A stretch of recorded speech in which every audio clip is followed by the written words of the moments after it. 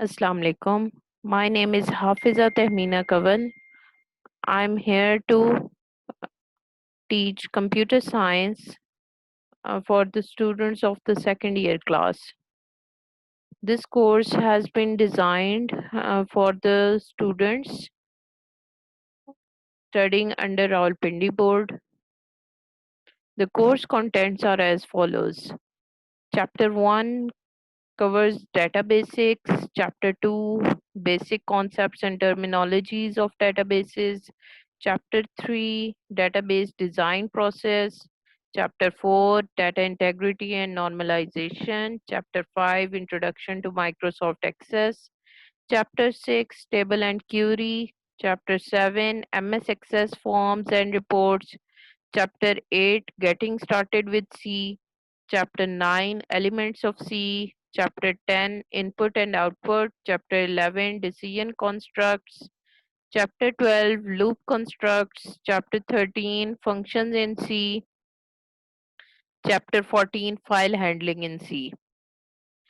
As the book cover suggests, the contents of the book are divided into two categories.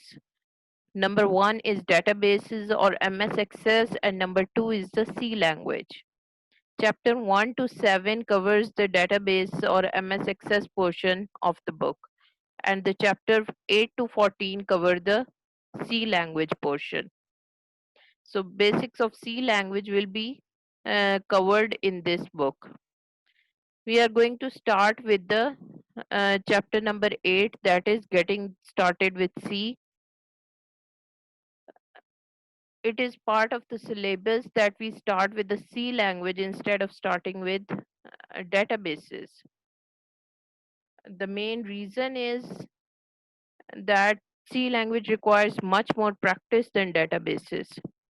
So if we are going to work with C language from the start, then the basics could be very much developed for the students. Okay, we will start with the our course. That is number one. This is the program.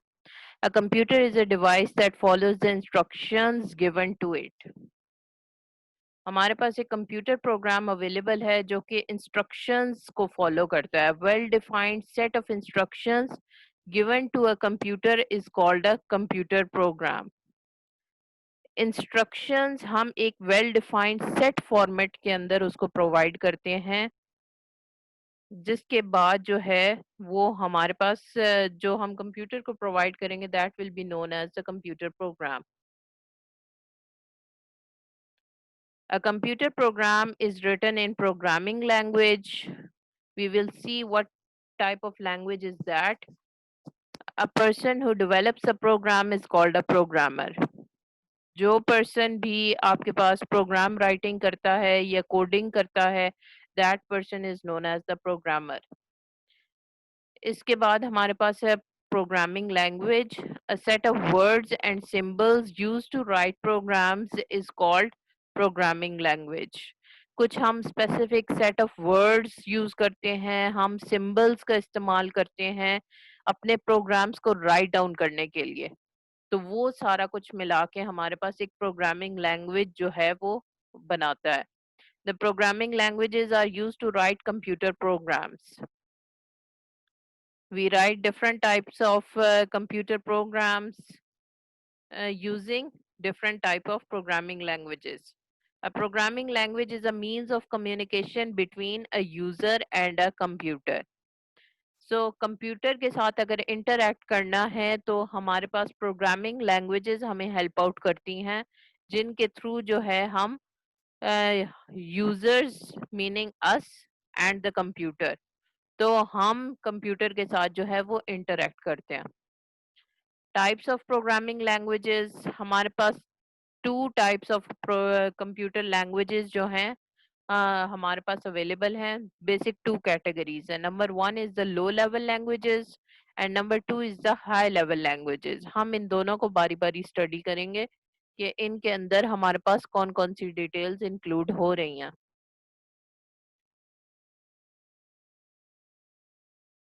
सबसे पहले हम लो level languages को देखेंगे. Low level languages are near to computer hardware and far from human languages. Low level languages नाम से बता रहा है कि ये जो हैं ये हमारे पास ज़्यादा जो है कंप्यूटर हार्डवेयर से क्लोज हैं than human languages. The low level languages are divided into two main categories. इसके अंदर हमारे पास दो categories आती हैं. Number one जो है that is known as machine language. The second one is known as assembly language.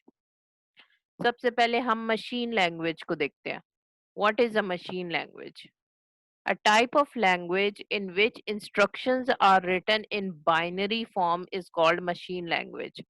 अब ये binary form हमारे पास क्या चीज है?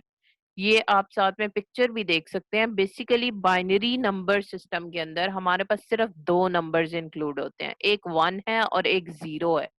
तो 1-0 कॉम्बिनेशन के साथ जो भी हमारे पास नंबर्स जनरेट होंगे वो हम बाइनरी फॉर्म में कहते हैं.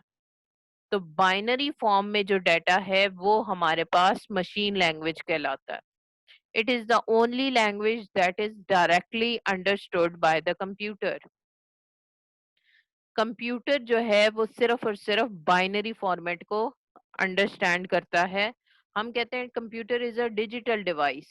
The reason we call it a digital device क्योंकि ये हमारे पास डिस्क्रीट वैल्यूज या बाइनरी वैल्यूज को हैंडल करता है, जिसमें हमारे पास 1-0 के कॉम्बिनेशन के साथ सारी वैल्यूज इंक्लूड होती हैं.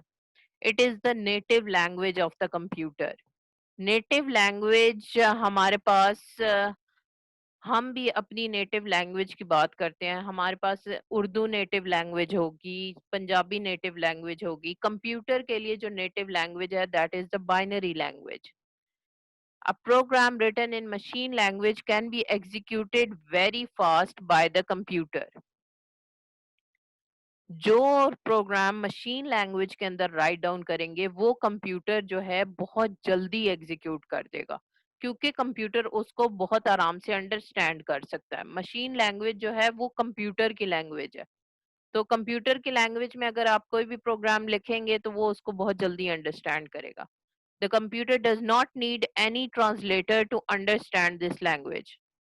We will study the translators later as well कि ट्रांसलेटर्स जो हैं वो हमें हाई लेवल लैंग्वेजेस के लिए मोस्टली रिक्वायर्ड होते हैं. मशीन लैंग्वेज के लिए हमें कोई भी ट्रांसलेटर रिक्वायर्ड नहीं है.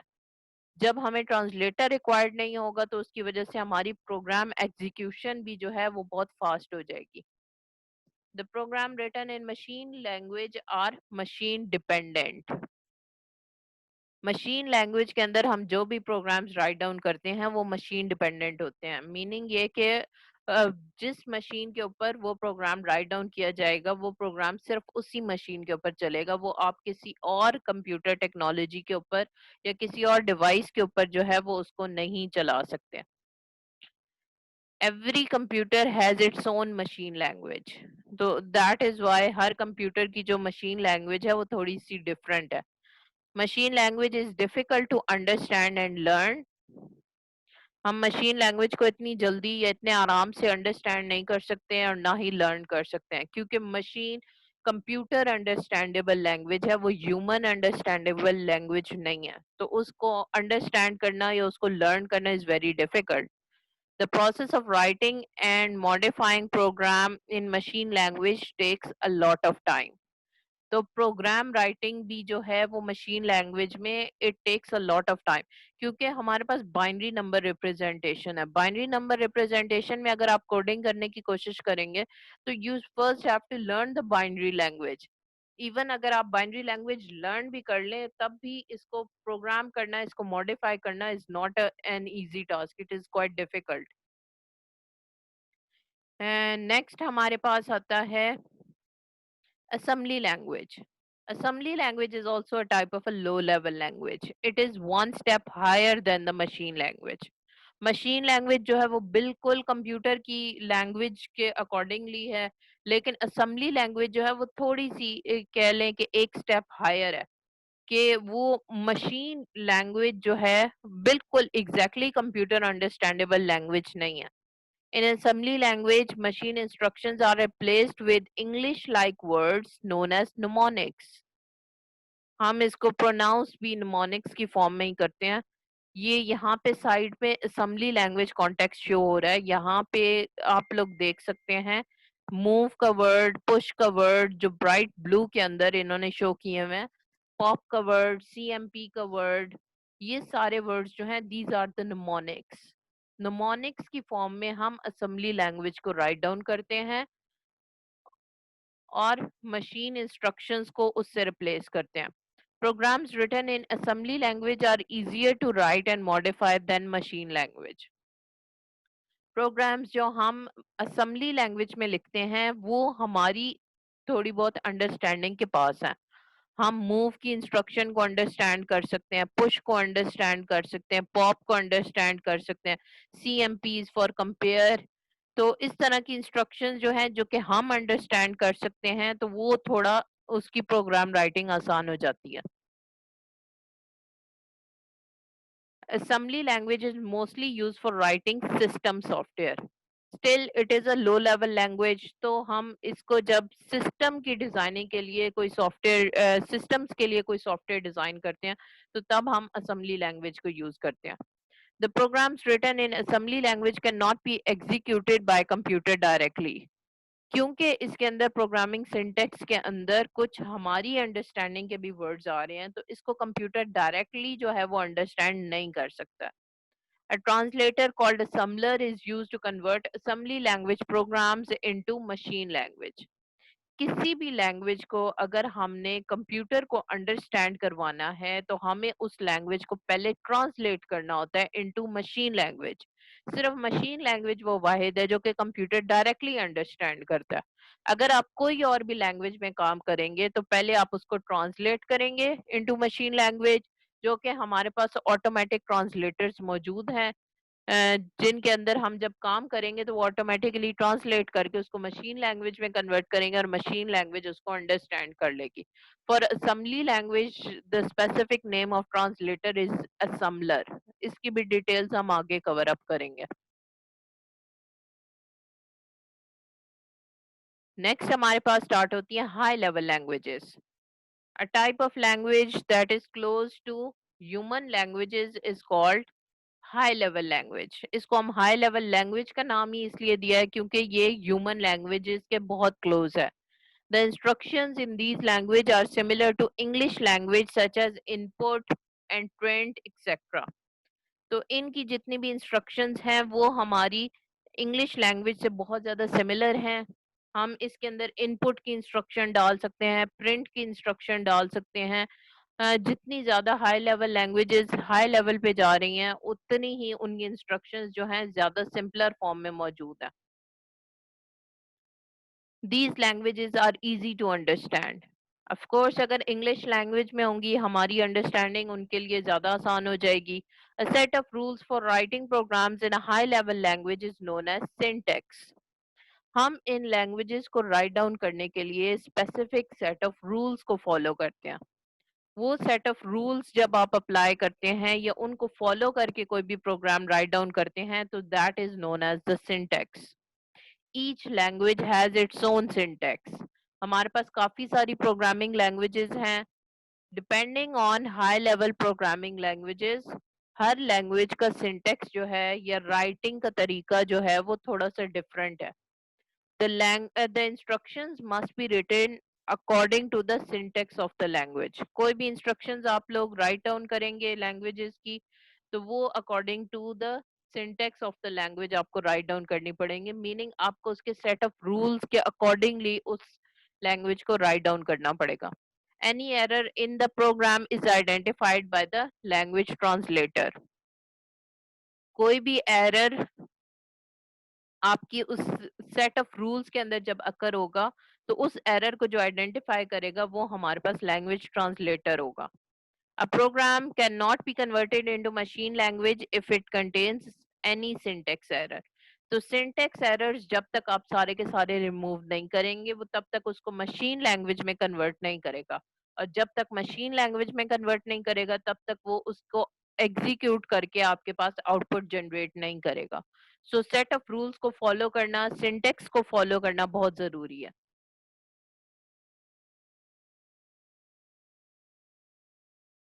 नेक्स्ट हम इसमें देखते हैं some examples of high level languages. इसके अंदर हमारे पास C++ आ जाती है। इस बुक के अंदर आप सी लैंग्वेज को कवर अप करेंगे। हमारे पास one of the most basic language is the C language. It is used to write system software and application softwares. C language और C++ language are the most basic languages. तो ये भी हमारे system software की writing में use होती हैं और एप्लीकेशन सॉफ्टवेयर भी हम इनसे राइट डाउन कर सकते हैं। नॉर्मली हम सिस्टम सॉफ्टवेयर राइटिंग जो है वो लो लेवल लैंग्वेजेस से करते हैं, पर सी लैंग्वेज या C++ भी हमारे पास बेसिक लैंग्वेजेस में है। दो these are high level languages, पर हम इनसे भी सिस्टम सॉफ्टवेयर जो है वो बना सकते हैं। इसके अलावा हमारे पास जावा आती है। Java it is a popular programming language and provide strong features for network programming. Java को हम मोस्टली नेटवर्क प्रोग्रामिंग के लिए ज्यादा यूज करते हैं। Then there is Pascal. It is use for both scientific and business applications. Pascal language use होती है जिनके थ्रू हम जब साइंटिफिक एप्लीकेशंस बनानी है, बिजनेस एप्लीकेशंस बनानी है, तब हम इनको यूज करते हैं। Then Fortran, it stands for formula translation. It has very powerful mathematical capabilities. हमारे पास बहुत सारी लैंग्वेजेस आई हैं जो कि मैथमेटिकल कैलकुलेशंस को हैंडल करती हैं। One of those basic language is the Fortran. तो मैथमेटिकल कैपेबिलिटीज में देखा जाए, यहाँ पे भी फिगर के अंदर भी पाइथन शो हो रही है। पाइथन भी one of the mathematical languages जो कि कैलकुलेशंस को बहुत इजीली हैंडल कर लेती है। इसके अलावा हमारे पास मैटलैब भी है, वो लैंग्वेज भी हमारे पास मैथमेटिकल कैपेबिलिटीज प्रोवाइड करती है। Then there is BASIC. It stands for beginner all purpose symbolic instruction code. It was used mainly by students to use the computer to solve simple problems. अगर आप C language या C++ से one step higher जाएंगे तो basically आप basic language को के ऊपर काम करेंगे। ये भी स्टूडेंट्स के लिए लैंग्वेज है जो कि स्टूडेंट्स इजीली इसमें लर्न कर सकते हैं और प्रॉब्लम्स को सॉल्व कर सकते हैं। Then there is COBOL. It stands for Common Basic Oriented Language. It is used to write business applications. तो बिजनेस एप्लीकेशंस को राइट डाउन करने के लिए मोस्टली इंफॉर्मेशन सिस्टम्स इसमें एग्जांपल्स आती हैं, तो उसके लिए हम कोबॉल लैंग्वेज को यूज करते हैं। Next are the characteristics of high level programming language. Some important characteristic of high level languages are as follows. हमारे पास कुछ characteristics given हैं बुक के अंदर, जिनको हम यहाँ पे स्टडी आउट करेंगे कि हाई लेवल लैंग्वेजेस के क्या क्या कैरेक्टरिस्टिक्स होते हैं। Number 1 is easy to learn. High level languages are closer to human languages and far from machine language. जितनी वो मशीन लैंग्वेज से फार होते जाएंगे और ह्यूमन लैंग्वेज के पास होती जाएंगे, उनको लर्न करना ज्यादा आसान होता जाएगा। मशीन लैंग्वेज हमारे पास 1010 की फॉर्म में है, उस लैंग्वेज को अंडरस्टैंड करना इज क्वाइट डिफिकल्ट। पर हाई लेवल लैंग्वेज में आप पूरी की पूरी स्टेटमेंट्स इंग्लिश लैंग्वेज में राइट डाउन कर सकते हैं, तो इसलिए इसको लर्न करना आसान है। These are English like languages and are easier to learn. तो इंग्लिश लाइक वर्ड्स इसमें सारे के सारे यूज होते हैं। दो हम सिंटेक्स फॉलो करते हैं, पर सिंटेक्स में स्पेसिफिक रूल्स हैं और वो भी हमारे पास मोस्टली जो है इंग्लिश लैंग्वेज के क्लोज टू होते हैं। तो इनके सिंटेक्स को अंडरस्टैंड करना या फॉलो करना या लर्न करना जो है, it is quite easy. Number 2 is easy error detection. High level languages को are easy to read and modify. High level languages को आप इजीली रीड कर सकते हैं, उनके अंदर मॉडिफिकेशन चेंजेस कर सकते हैं।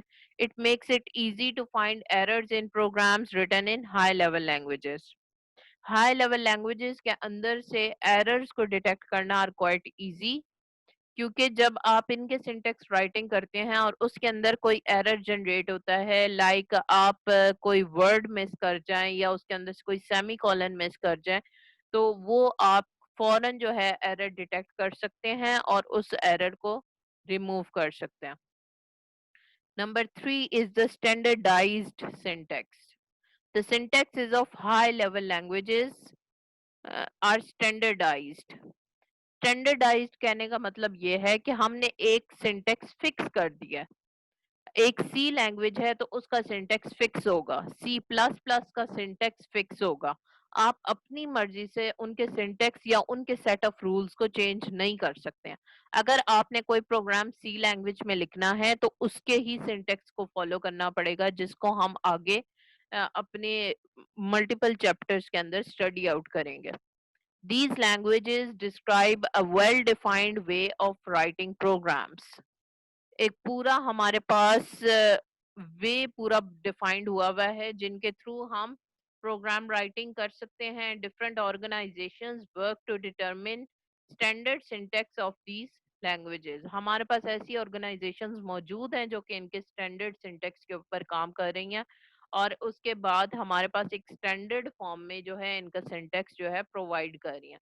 An important organization is American National Standard Institute, also known as ANSI. तो अमेरिकन नेशनल स्टैंडर्ड इंस्टीट्यूट जो है वो हमारे पास सिंटेक्स को स्टैंडर्डाइज करने के लिए एक इंस्टीट्यूट है जो कि प्रोग्रामिंग लैंग्वेजेस के सिंटेक्स को स्टैंडर्ड फॉर्म में जनरेट करवा रहा है।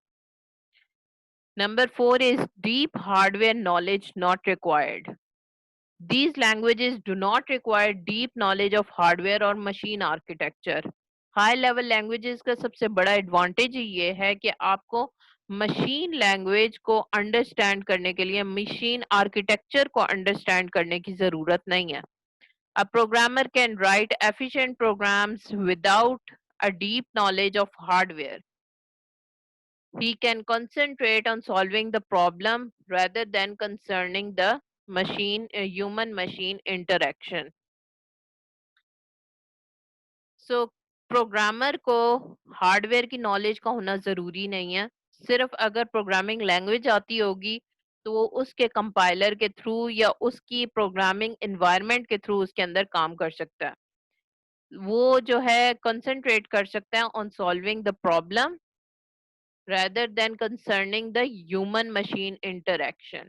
ह्यूमन मशीन इंटरैक्शन जो है वो हमारे पास हार्डवेयर कंपोनेंट्स के साथ इंटरैक्शन की बात करता है, तो हमें उसकी इंटरैक्शन के ऊपर फोकस करने की जरूरत नहीं है, क्योंकि we are just programming writing a program. हम उसके अंदर प्रॉब्लम्स को सॉल्व कर रहे हैं और हम उसको इजीली कर सकते हैं without any basic knowledge of a system. Number 5 is machine independence. High level languages provide machine independence. जितनी हाई लेवल लैंग्वेजेस हैं उनके लिए जरूरी नहीं है कि आप एक ही मशीन के ऊपर बैठ के काम करें या एक ही सिस्टम पे बैठ के काम करें।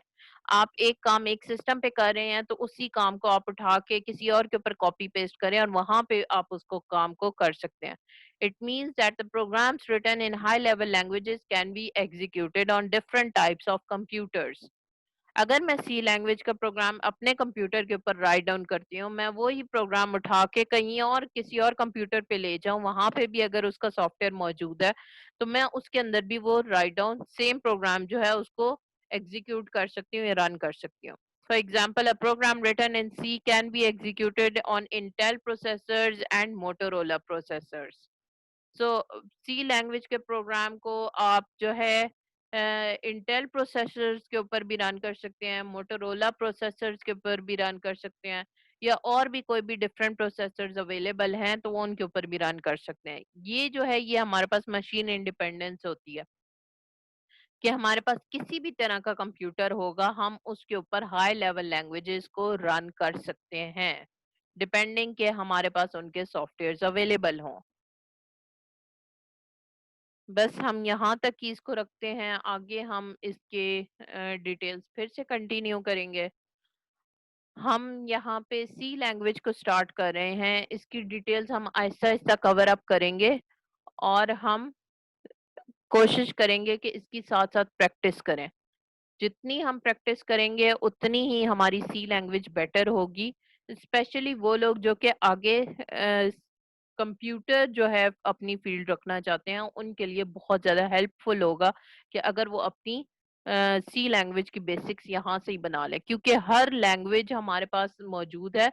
जितनी भी हाई लेवल लैंग्वेजेस हैं बेसिक उनकी स्टार्ट सी लैंग्वेज से ही होती है। अगर आपको सी लैंग्वेज समझ आ जाए तो आप बहुत और जितनी भी हाई लेवल लैंग्वेजेस हैं उनको काफी आसानी से जो है अंडरस्टैंड कर सकते हैं. Okay, that is it. Thank you very much for listening. Allah Hafiz.